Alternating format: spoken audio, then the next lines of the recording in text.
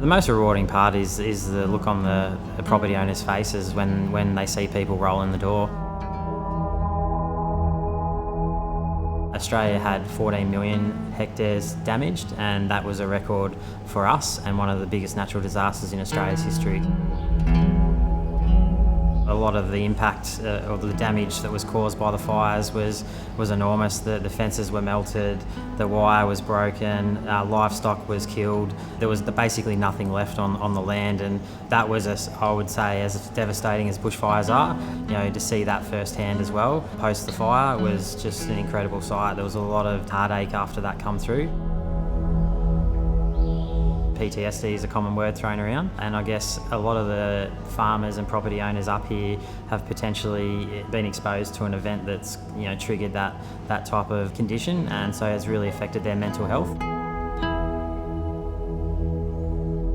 Fencing for Fires was a group I created after the bushfires, in where back in 2015 our family farm was devastated by bushfires. It took 18 months to get the property back to where it was, and it was all done by manual labour.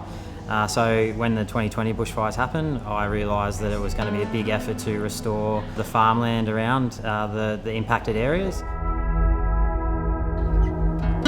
We've been able to lay hundreds of kilometres of fences. We've provided tens of thousands of posts, thousands of kilometres of wire. So it's been a huge effort, and it's all possible due to the donations received from the local and the Australian population.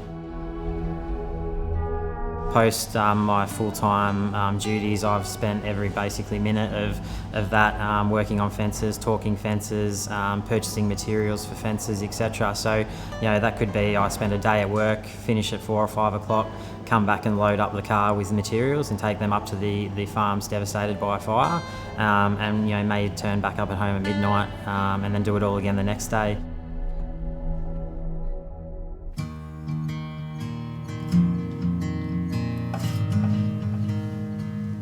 So we've just come across a gentleman called Bob, who's 77 years old, and Bob had lost his home. He's also struggled with his fencing duties, and he doesn't have any family or friends that have been able to give him a hand. So it's been almost 12 months down the track, and we discovered him 2 months ago. So for 10 months he's been idling with a property with no fences, no house, and very limited access to supplies. So we've been able to, I guess, put a focus onto Bob. We've almost completed his fencing, which will allow him to get his livelihood back and get his cattle back and allow to generate an income. But at the moment we're still chasing housing and things like that for him. But the biggest thing was making a smile on his face when we did roll up.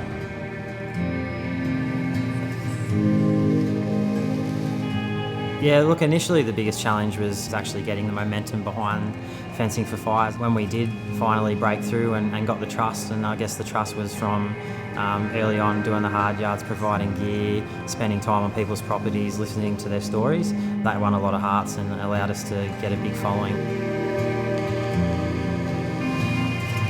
The main goal is to make sure that we continue to support the current crisis and make sure that they're seen through to the end. And whether that's 6 months or 12 months down the track, we want to make sure we're there. And the hope is that down the track we can create something bigger, which allows a little bit more of a quicker response when a disaster does hit, where we're able to, I guess, initiate a group that can get in early and get things done in days rather than months. Yeah, the LG Local Legends competition was amazing, and it was a real shock to get nominated at first, but to get the call from at 7 p.m. when it's pitch black and we're actually, myself and Dad were on the fence line, finishing up a job. It started to rain. LG gave us the call to say, hey, you've been nominated and you've actually won.